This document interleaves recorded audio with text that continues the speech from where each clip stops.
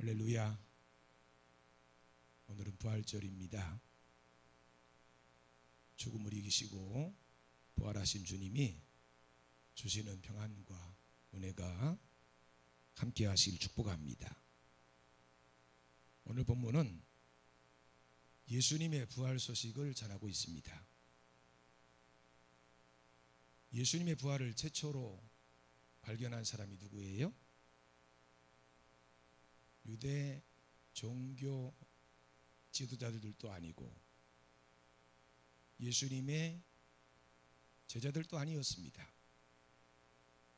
막달라 마리아였어요. 막달라 마리아가 안식 후 첫날 아직 해도 뜨지 않은 어두운 시간에 무덤에 찾아간 것입니다.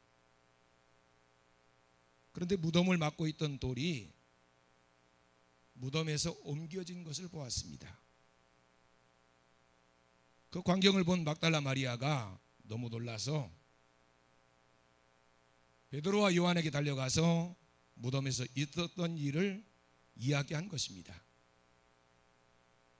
베드로와 요한이 무덤으로 달려가서 확인했는데 예수님의 시신이 없어지고 세마포와 수건이 가지런히 놓여 있는 것을 보았습니다. 그렇다고 빈 무덤을 보고 예수님의 부활을 믿었다는 말은 아닙니다. 막달라 마리아도 사람들이 예수님의 시신을 훔쳐간 줄로 알았어요. 베드로와 요한도 예수님께서 살아계실 때 하신 말씀을 귀담아 듣지 않았기 때문에 전혀 부활을 짐작할 수 없었습니다. 그들은 예수님께서 죽음에서 살아나셨기 때문에 예수님의 무덤이 비어 있어야 한다고 생각하지 않았습니다. 단지 예수님을 장사 지냈던 무덤에 가서 보니까 무덤이 비어 있었고 시신이 없어졌던 것입니다. 아마도 그들이 주님의 말씀에 조금만 더 귀를 기울였더라면 빈 무덤을 보고 거기 시신이 없어진 것을 보고 혹시 예수님께서 부활하신 것 아닐까 하는 생각이라도 했을 텐데 두 제자는 빈 무덤을 확인하고도 두려운 마음에 자기 집으로 돌아갔고 막달라 마리아는 시신이 없어진 것을 알고 무덤 밖에 서서 서럽게 울고 있었던 것입니다. 앞으로 그 빈 무덤이 가져올 엄청난 결과를 생각지도 못한 채 말입니다. 안식일이 지난 전날, 그러니까 주일 새벽에 막달라 마리아가 예수님의 시신에 향유를 부어드리기 위해서 무덤에 찾아간 거예요. 그런데 무덤을 막고 있던 커다란 돌은 옮겨져 있었고 예수님의 시신이 보이지 않은 것입니다. 안식 후 전날 일찍이 아직 어두울 때에 막달라 마리아가 무덤에 와서 돌이 무덤에서 옮겨진 것을 보고 여기서 막달라 마리아는 아주 상식적이고 이성적인 생각을 합니다. 누군가 예수님의 시신을 옮겨 놓았을 것이라고. 그래서 베드로와 요한에게 달려가서 사람들이 주님을 무덤에서 가져다가 어디에 두었는지 우리가 알지 못하겠다고 한 것입니다. 이 말을 들은 두 제자도 큰 충격을 받았습니다. 예수님의 시신이 없어졌다니 도무지 믿기지가 않았어요. 그래서 확인하려고 무덤으로 달려가는 것입니다. 그런데 요한이 베드로보다 훨씬 더 젊어서 그랬는지 무덤에 먼저 도착합니다. 하지만 무덤 안에 들어가지는 못하고 밖에서 무덤 안을 들여다보기만 했어요. 예수님의 시신이 없어지고 세마포만 놓여 있는 것을 본 것입니다. 요한은 젊어서인지 모든 것을 인지하는 능력이 뛰어났습니다. 예수님께서 풍랑이는 바다 위를 걸어오실 때도, 바닷가에 서 계실 때도 항상 예수님이 나타나시면 가장 먼저 알아본 사람이 요한입니다. 여기도 보면 무덤에 먼저 도착한 사람은 요한이에요. 하지만 동작은 베드로보다 항상 한 템포가 느립니다. 베드로는 풍랑이는 바다 위로 걸어오시는 예수님을 보았을 때도, 부활하신 예수님이 바닷가에 서 계셨을 때도 예수님이란 말을 듣고 당장 행동에 옮깁니다. 지금도 무덤 안에 살피기 위해 무덤에 도착하자마자 먼저 무덤 안으로 들어간 것은 베드로였어요. 요한은 그 뒤를 따라 들어갑니다. 그런데 시신을 안치했던 그곳에 세마포가 놓였고 수건도 머리 쪽에 놓여 있었습니다. 존경함에 따르던 선생님이 무덤에 안치됐는데 며칠 후에 가보니까 무덤에서 시신이 없어졌어요. 분명 금요일 저녁에 거기 시신을 안치해 두었는데 시신이 감쪽같이 사라진 거예요. 이게 얼마나 회개망측한 일입니까? 근데 놀라운 것은요, 이를 본 제자들의 행동입니다. 무덤에서 시신이 없어진 것보다 훨씬 더 놀라운 그런 모습을 우리에게 보여주고 있어요. 예수님께서 부활하신다는 사실을 알지 못했기 때문에 자기들의 집으로 돌아갔다는 것입니다. 물론 제자들은요, 예수님이 아리마대 요셉이라는 사람의 새 무덤에 장사 지내셨을 때 그 광경을 보지 못했어요. 멀찌감치 혹시 숨어서 그 광경을 본 사람이 있을지는 몰라도 아마 없었을 것입니다. 거기 한 사람도 남아있지 않았다고 성경은 말씀하고 있어요. 그러니 예수님이 그 무덤에 장사되었다고 하는 사실을 분명하게 알지 못했을 것입니다. 그냥 들어서 알았을 거예요. 막달라 마리아가 거기로 인도했기 때문에 거기가 예수님이 안치된 무덤이라는 사실을 알았을 것입니다. 하지만 예수님을 사랑하는 여인들은 예수님께서 신문 받으실 때도 거기 있었어요. 십자가에 달려 돌아가실 때도 거기 있었습니다. 무덤에 장사 지낸 걸 다 본 거예요. 그렇다면 분명 거기에 예수님의 시신이 있어야 하는데 없어진 것입니다. 상식적으로 아무리 생각해도 예수님의 시신이 어디로 간 것인지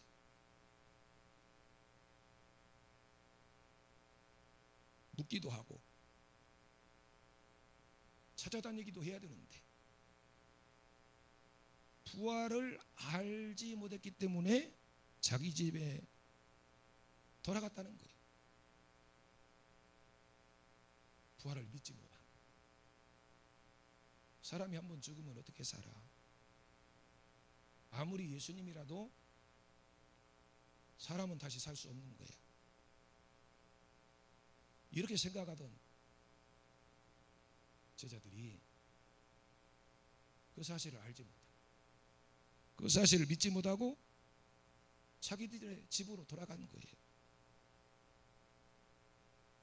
그 얼마나 허망한 행동입니까?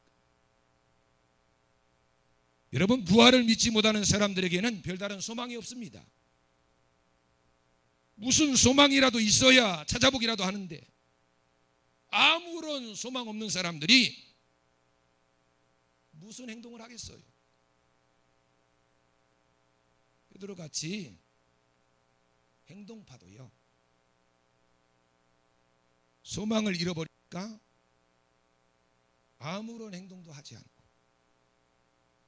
예수님이 무덤에 이상이 생겼고 예수님의 시신이 없어졌다는 사실을 확인했음에도 불구하고 무기력하게 그냥 자기들의 집으로 돌아가 버린 거예요. 베드로와 요한이 빈 무덤을 보고 하나님의 말씀을 생각했더라면 놀라운 기대와 소망을 가졌을 텐데 말씀을 생각하지 않고 상황만 바라봤기 때문에 절망과 좌절을 안고 집으로 돌아간 것입니다. 아이러니하게도 누구보다 더 큰 믿음을 가지고 있어야 할 제자들에게 믿음이 없었어요. 베드로와 요한이 그 절망적인 상황에 자신들의 기분이나 생각을 의지하지 않고 빈 무덤과 하나님의 말씀을 연결시킬 수 있었더라면 그 빈 무덤이야말로 하나님의 놀라운 기적과 능력이 되었을 것입니다. 여러분, 예수님께서는 분명히 시편 16편에 주의 거룩한 자로 썩지 않으실 분이라고 말씀하고 있어요. 예수님께서는 죽은 자 가운데서 살아날 수밖에 없는 분이신 것입니다. 주의 거룩한 씨가 썩지 않으려면 수의를 벗고 무덤에서 나와야 하는 것입니다. 이것이 거기 수의가 그대로 벗겨져 있었던 이유입니다. 예수님께서 살아나셨기 때문에 무덤에 계시지 않았어요. 살아계신 분에게는요 수의가 필요 없고 무덤도 필요 없습니다. 하지만 제자들은 예수님이 죽으셨다, 그의 시체는 장사되었다, 근데 오늘 아침에 가보니 그 시신이 없어졌다. 그러면 그 다음에 일어날 일은 무엇일까? 혹시 예수님의 시신을 훔쳐간 사람들이 우리 모두를 다 잡아 죽이는 게 아닌가? 이런 생각을 하니 두려워서 도저히 그곳에 머물러 있을 수 없었고 자기들의 집으로 돌아간 것입니다.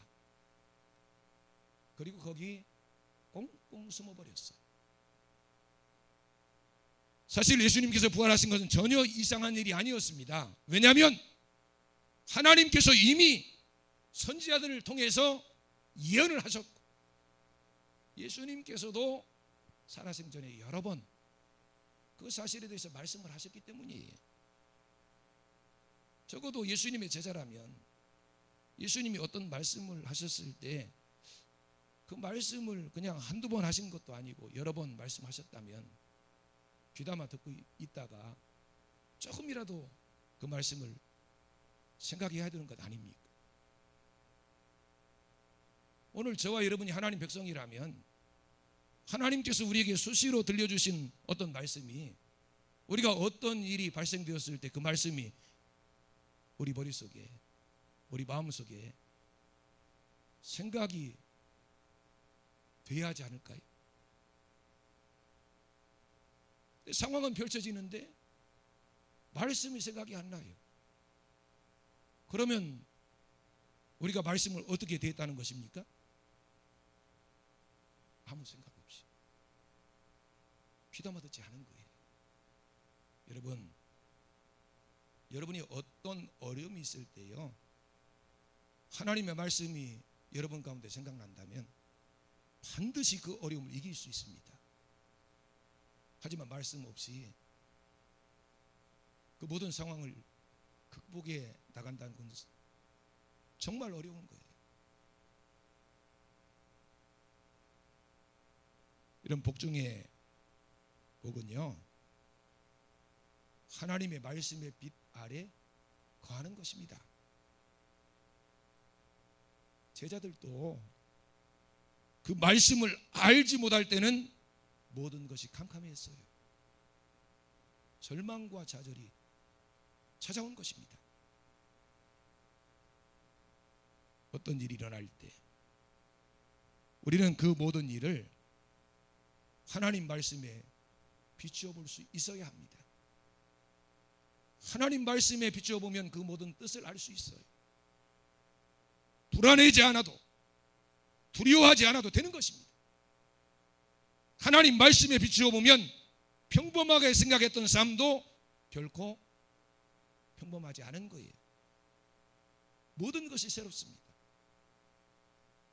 말씀 안에서 모든 일을 예측할 수 있기 때문에 어떤 일이 생겨도 이길 수 있고 소망 가운데 나갈 수 있습니다. 하나님 말씀 안에 살면 기쁠 때 기뻐할 수 있고 주의해야 할 때 주의할 수 있습니다. 하지만 말씀의 빛이 비추지 않으면 기뻐해야 할 때는 슬퍼하고 두려워해야 할 때는 오히려 담대하고 주의해야 될 때는 가장 택병스럽고 욕망에 사로잡혀 사는 것입니다. 사실 그리스도인들에게 눈에 보이는 것은 그리 중요하지 않아요. 여러분, 눈에 보이는 빈 무덤이 뭐 그리 중요합니까? 더 중요한 것은요, 그 빈 무덤에 대한 성경의 약속이에요. 무덤이 비어있는 이유는 예수님께서 사망 권세를 깨뜨리시고 부활했기 때문입니다. 제자들이 빈 무덤을 보며 하나님 말씀을 보았다면 그 모든 일을 다 이해할 수는 없었다 할지라도 그렇게 낙심하거나 두려워하지는 않았을 거예요. 말씀을 적용하지 못했기 때문에 눈앞에 하나님의 능력이 나타나고 있었음에도 불구하고 두려워했고 가장 기뻐해야 할 그 순간에 아주 심하게 침체했던 거예요. 여러분, 믿음의 눈을 열어서 하나님의 말씀을 보시기 바랍니다. 거기 하나님이 보일 거예요. 하나님이 함께 하심을 깨닫게 될 것입니다. 하나님께서 어떻게 해야 하는지 가르쳐 주실 거예요. 예수님의 무덤은 비어 있었습니다. 비어있던 예수님의 무덤이 우리에게 주시는 교훈은 무엇입니까? 첫째로, 비어있던 예수님의 무덤이 우리에게 주시는 교훈은 예수님께서 사망 권세를 깨뜨리시고 다시 살아나셨다는 사실입니다. 지금까지 모든 인류의 한계는 죽음이었어요. 죽음 그 너머는 그 누구도 알 수 없었습니다. 그래서 죽음으로 모든 것이 끝난다고 생각했어요.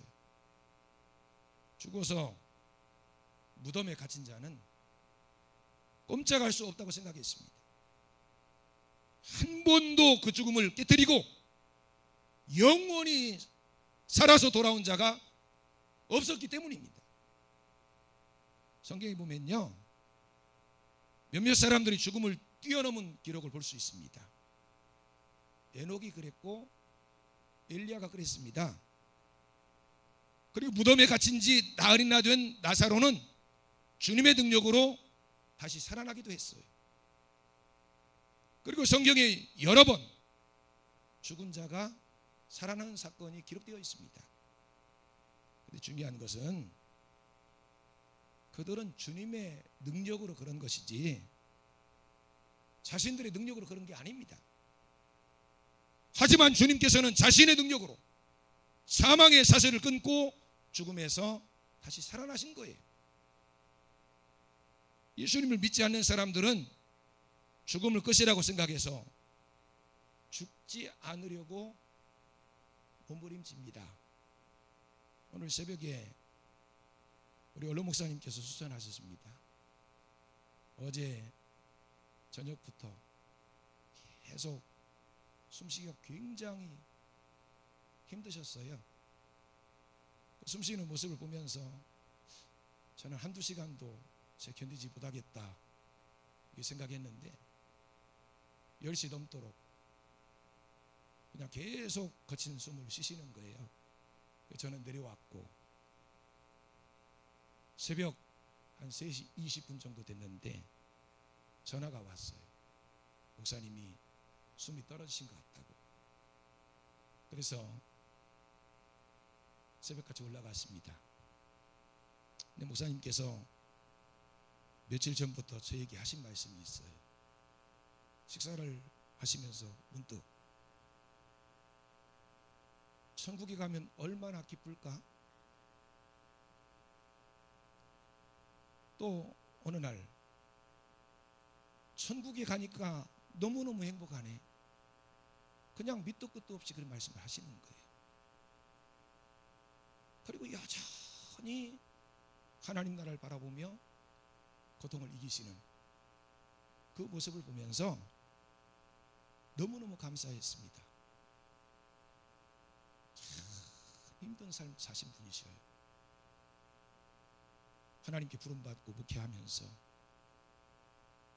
공사하다가 2층에서 떨어져 가지고 2다리 다 못 쓰고 또 여러 사람들을 바로 이렇게 지도하다가 사람들에게 상처도 많이 받으시고 교회도 여러 교회 이렇게 다니시면서 사역도 굉장히 훌륭하게 잘 감당하셨지만 상처도 굉장히 많으신 분이십니다. 근데 항상 목사님은 그런 데 대한 불평 불만이 없어요. 그냥 감사하고 제가 그냥 문 열고 들어가면 제 발소리만 들어도 좋다고 그냥 눈 뜨고 웃으셔요. 웃으시는데 너무 애기 같아요. 어제도 제가 가니까 오후에 갔을 때는 그렇게 하셨거든요. 그저께 저는 돌아가신 줄 알았어요. 근데 그저께 저녁부터 조금 또 생기가 돌아가지고 부활주일까지는 넘기겠다. 부활의 주님이 부활시켜 주셨으니 감사하게 생각하시고 부활절 잘 지키자고. 그리고 이제 말씀 드리고 내려왔는데 그 다음날 제가 점심 무렵에 찾아갔을 때는 저를 보면서 생긋 웃고 반갑게 이렇게 일어나지는 못하셔도 맞아주셨어요. 근데 저녁에 식사를 하시고 나서 숨이 거칠어지셨다고 전화가 와서 또 올라갔는데요. 이제 마지막이라는 생각이 딱 들더라고요. 그래서 전화를 다 돌리라고 했더니 부활절이라 다 부활절 예배 드려야 되니까 못 하시겠다는 거예요. 사모님이 안 하시겠다는 거예요. 그래도 하셔야 될 것 같다고.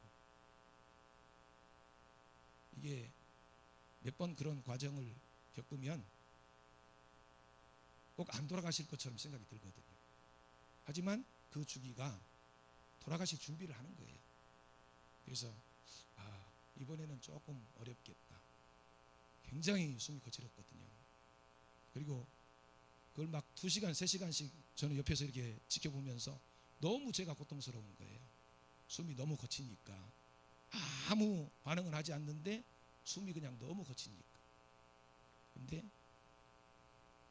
3시 조금 넘어서 소천하셨다고 얘기를 듣고 가서 이제 부천에 장례식장에 모셔야 되기 때문에 의료원 가서 검안하고 다 해서 이렇게 갔는데 그 연구차를 운전하시는 분이 희한하네요. 이렇게 집에서 돌아가시고 여기 거만하러 오면 시간이 굉장히 오래 걸리는데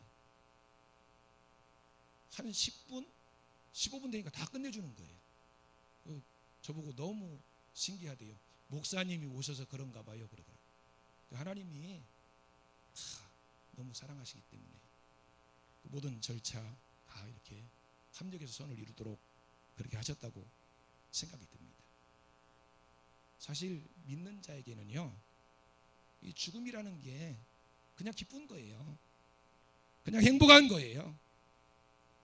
그 죽음 너머를 알기 때문에, 그 죽음 넘어가면 하나님의 나라가 열려 있다는 사실을 알기 때문에 절대로 두려워하지 않습니다. 감사하게 받아들이는 거예요.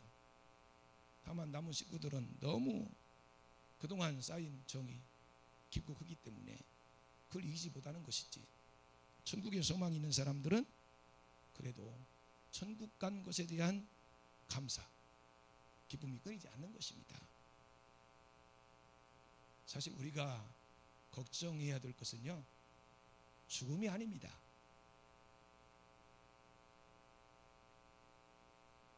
부활하신 우리 주님께서 무덤 문을 여시고 잠자는 성도들 거기서 나오라 부르실 것이기 때문이에요. 우리가 걱정해야 될 것은 남은 삶입니다.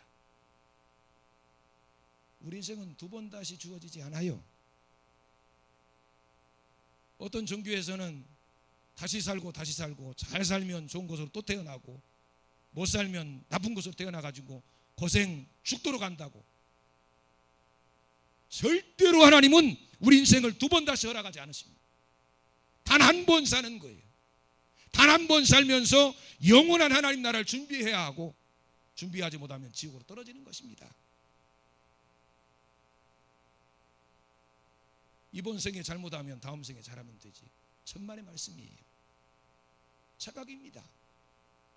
다음 생에는 없어요. 우리 인생이 단 한 번 주어지는 것이기 때문에 정말 중요한 것이고 허투루 살 수 없는 거예요.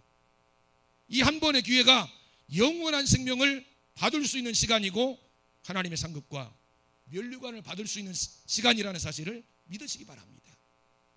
둘째로, 비어있던 예수님의 무덤이 우리에게 주시는 교훈은 부활하신 예수님께서는 무덤 안에나 그 옆에 계시지 않았다는 사실입니다. 제자들은 빈 무덤을 보고 예수님께서 어디 계신지 궁금했어요. 예수님께서는 무덤 안에도 무덤 옆에도 계시지 않았기 때문입니다.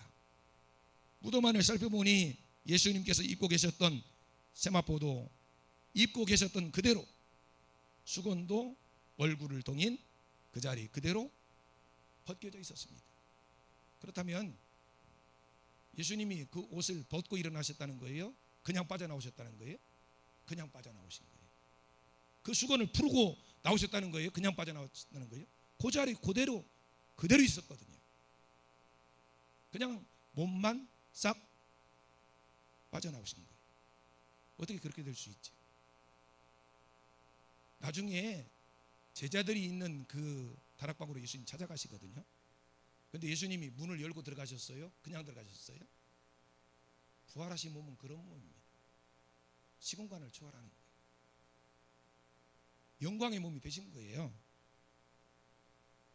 그리고 하나님의 뜻에 완전히 복종하신 상급으로 만왕의 왕, 만주의 주가 되신 것입니다. 거기서 온 세상을 다스리고 계세요. 그리고 마지막 날 세상을 심판하시기 위해서 재림주로 오시는 것입니다. 여러분, 우리 주님은 지금도 살아계시고 우리의 삶을 인도하고 계신다는 사실을 기억하시기 바랍니다. 우리 주님께서는 오늘도 우리에게 물으십니다. 어찌하여 산자를 죽은 자 가운데서 찾느냐? 예수님은 살아나셨습니다. 죽은 자 가운데서 아무리 예수님을 찾아도 찾을 수 없어요. 이미 살아나셨기 때문에. 부활하신 주님께서 우리와 함께 하십니다. 세상 끝날까지 말입니다. 그러므로 우리는 우리 주님과 함께 영적인 싸움에서 패배하지 않을 것입니다. 우린 미련하고 연약함으로 넘어질 수 있고 잠시 염려와 근심에 빠질 수도 있지만 우리 주님께서 우리와 함께 하심으로 우리는 다시 힘을 얻을 수 있고 일어나 걷고 뛰며 하나님께 영광 돌리게 될 것이고 하나님 살아계심을 나타내게 될 것입니다. 우리가 가진 가장 큰 능력은 돈이나 실력이 아닙니다. 부활하신 우리 주님이 우리와 함께 하심이에요. 우리 주님이 함께 하심이 가장 큰 은혜요 복입니다. 그 주님의 보좌 앞에 담대히 나가시기 바랍니다. 우리 주님은 우리를 외면하지 않으실 것입니다. 우리 일으켜 주시고 세임 주시며 능력 있는 삶을 살아갈 수 있도록 성령으로 역사하실 것입니다. 부활절에 우리 주님이 주시는 은혜가 차고 넘쳐서 믿음 안에서 온전히 승리하고 영광 돌리는 놀라운 복이 함께 하시기를 주님의 이름으로 축원합니다. 기도하시겠습니다. 부활의 아침을 맞이하게 하심을 감사합니다. 그 부활의 주님을 찬양하며 영광 돌립니다. 우리 속에 부활의 기쁨이 충만하게 하시고 부활의 복음을 증거하는 삶이 되게 해 주시옵소서. 부활의 소망 가지고 날마다 승리하게 하시고 부활하신 주님이 주시는 성령으로 충만해서 능력 있는 삶을 살아가게 해 주시옵소서. 예수님 이름으로 기도드리옵나이다. 아멘.